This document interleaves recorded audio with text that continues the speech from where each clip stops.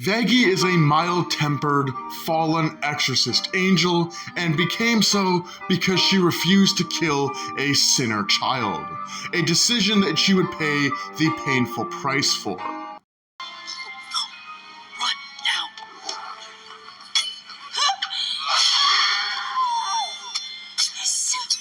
Filth like you has no place in heaven.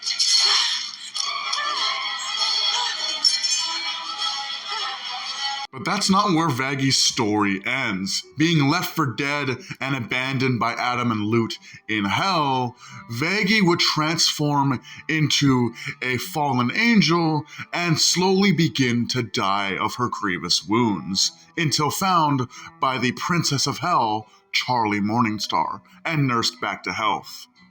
And this goes to show that even before we as the audience get to meet Charlie, that she's still this very friendly and wonderful person that chose to help Vaggie not because she needed to gain anything from it, but because Vaggie needed help. And I think after being nursed back to health from Charlie, Vaggie would dedicate her life in servitude to Charlie, in which would develop into a friendship and then finally romance.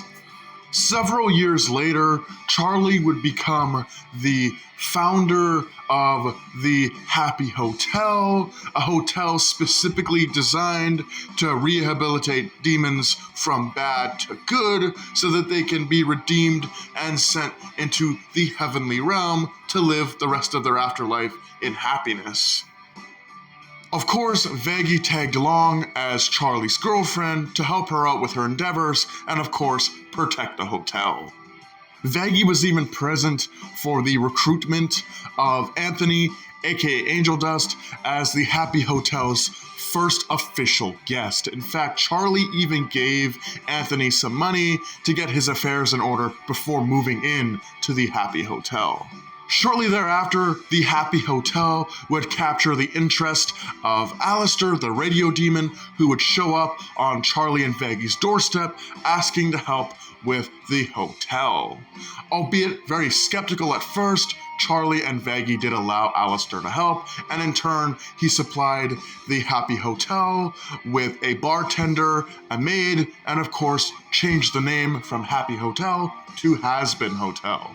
From here on out, Vaggie became the hotel's protector, protecting Charlie, the residents of the hotel, and of course the hotel itself from any unsavory characters. Vaggie would also help Charlie with various activities and games aimed to help sinners get redeemed. Benefit from chest exercises. Oh, shit. Vaggie, we rehearsed this. Charlie even let Vaggie do some of her own stuff, even allowing Vaggie to take the steering wheel when it came to Trusting 101, allowing the residents of the hotel to share something sensitive about themselves, as well as teaching some of the residents how to trust each other in less savory ways, let's just say. There is nothing stronger than the trust between comrades in arms. Buckle up, buttercups, because today you boys become men. You Wait! I can't fight without my minions! are gonna survive together. And you are gonna make this hotel work. I think there's more to Vaggie being a fallen angel than her lack of not being able to kill a sinner child. And all joking aside, I believe that this general military persona that Vaggie sometimes slips into, seemingly at random, is probably from some sort of trauma that she experienced in heaven. Maybe she was a type of general for the angel army, and so whenever she's in charge, she sort of slips back into that mind state temporarily. Albeit it does make for some excellent comedy, with Vaggie usually being very gruff and collected. Now this military general who's bossing everybody around. Despite many of the demons having magic and supernatural abilities, Vaggie does not appear to have any of that. Vaggie merely has her physical battle prowess and her angelic spear, but make no mistake, Vaggie is a deadly fighter. And her spear being made out of angelic steel makes her extremely dangerous to the denizens of hell, as angelic steel is the only known metal that can harm and permanently kill demons. Vaggie also has the ability to fly, and while yes, Vaggie did not have her wings throughout most of her life in hell, she was able to grow them back and is super agile in hell's sky. The wings also appear to be retractable, only coming out when she needs them. Vaggie's nemesis is Lute, who is the lieutenant of Adam's exorcist army, and Lute is extremely dangerous when it comes to her fighting prowess, seen to easily overpower and nearly kill Vaggie when she becomes a fallen angel, and during the final battle, during the ending of season 1, Lute was almost able to kill Vaggie again if Vaggie hadn't outsmarted her. During their pretty vicious and brutal battle, Vaggie was able to throw Lute off of her and then use her spear to carve through some rubble, which fell on Lute, crushing her.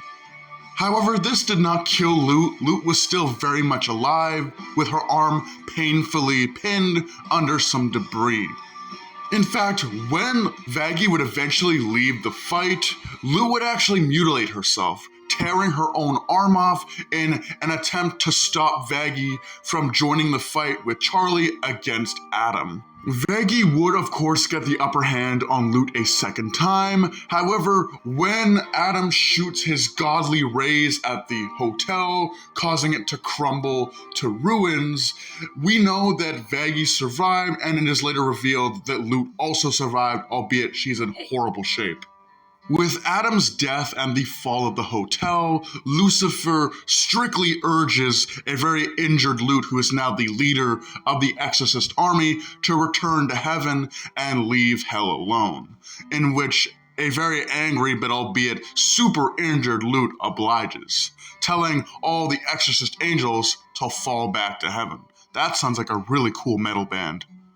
Vaggie would help Charlie and the other residents of the hotel construct a brand new has-been hotel with twice the rooms and a much nicer design.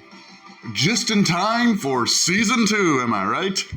Vaggie even has grown to like Alastor, a character who she had a strong dislike of before.